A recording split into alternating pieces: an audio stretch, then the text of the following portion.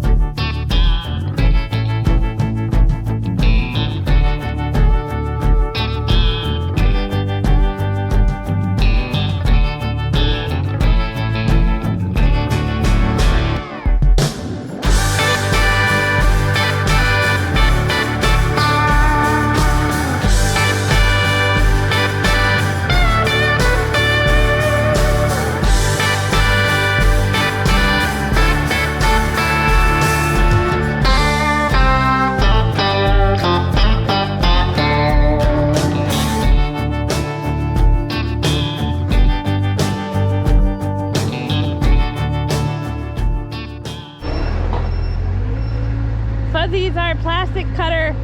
We had a lot of trouble with the knife that came on this thing. A lot of times it would catch the bale and rip the plastic when we unloaded it. So we took it off. So it's a good job for the kids, right? Uh-huh.